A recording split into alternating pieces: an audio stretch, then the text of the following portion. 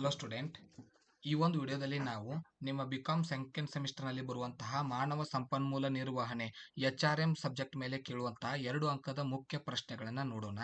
So ಮೊದಲಿಗೆ ಪೀಠಿಕೆ topic ಮೇಲೇನೆ ಒಂದು ಪ್ರಶ್ನೆ ಇರುತ್ತೆ. ಒಂದನೇ ಪ್ರಶ್ನೆ, ಮಾನವ ಸಂಪನ್ಮೂಲ ಎಂದರೇನು, ಮಾನವ ಸಂಪನ್ಮೂಲ ಯೋಜನೆ ಎಂದರೇನು, ಮಾನವ ಸಂಪನ್ಮೂಲ ಅಭಿವೃದ್ಧಿ ಎಂದರೇನು. ಸೊ ಈ 3 ಪ್ರಶ್ನೆ ಮೇಲೆ ಒಂದನೇ ಪ್ರಶ್ನೆ ಇರುತ್ತೆ. ಸೊ ಫಸ್ಟ್ ಪ್ರಶ್ನೆ ನಿಮಗೆ ಪೀಠಿಕೆ ಮೇಲೆ ಇರುತ್ತೆ.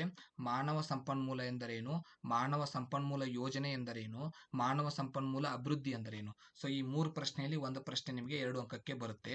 ಇನ್ನು ವೇತನದ ಮೇಲೆ ಒಂದು ಪ್ರಶ್ನೆ ಇರುತ್ತೆ.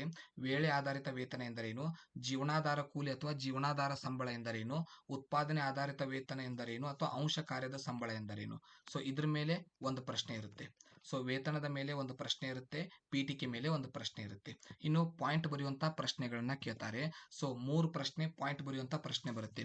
ಭರ್ತಿಯ 4 ಆಂತರಿಕ ಮೂಲಗಳನ್ನು ತಿಳಿಸಿ, ಮಾನವ ಸಂಪನ್ಮೂಲ ವ್ಯವಸ್ಥಾಪಕನ 4 ಗುಣಗಳನ್ನು ತಿಳಿಸಿ, ತರಬೇತಿಯ 2 ಉದ್ದೇಶಗಳನ್ನು ತಿಳಿಸಿ, ನೇಮಕಾತಿಯ 2 ಆಂತರಿಕ ಮೂಲಗಳನ್ನು ತಿಳಿಸಿ, ನೇಮಕಾತಿಯ ಬಾಹ್ಯ 4 ಮೂಲಗಳನ್ನು ತಿಳಿಸಿ, ಮೇಲು ಸೌಲಭ್ಯಗಳಿಗೆ 4 ಉದಾಹರಣೆಗಳನ್ನು ತಿಳಿಸಿ, ಸಂಭಾವನೆಯ ಮೇಲೆ ಪರಿಣಾಮ ಬೀರುವ 2 ಅಂಶ ತಿಳಿಸಿ, ತರಬೇತಿಯ 2 ಅವಶ್ಯಕತೆಗಳನ್ನು ತಿಳಿಸಿ, ತರಬೇತಿಯ 2 ವಿಧಾನಗಳನ್ನು ತಿಳಿಸಿ, ಮಾನವ ಸಂಪನ್ಮೂಲ ಕಾರ್ಯಕ್ರಮದ 2 ವೈಶಿಷ್ಟ್ಯತೆ ತಿಳಿಸಿ, ಮಾನವ ಸಂಪನ್ಮೂಲದ 4 ಮಹತ್ವ ತಿಳಿಸಿ.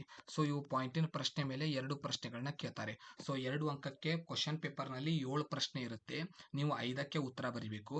ಮೊದಲನೇ ಪ್ರಶ್ನೆ ಪೀಠಿಕೆ ಮೇಲೆ ಇರುತ್ತೆ, ಎರಡನೇ ಪ್ರಶ್ನೆ ವೇತನದ ಮೇಲೆ ಇರುತ್ತೆ, 2 ಪ್ರಶ್ನೆ ಪಾಯಿಂಟ್ ಬರೆಯುವಂತ ಕ್ವಶನ್ಸ್ ನ ಕೇಳ್ತಾರೆ.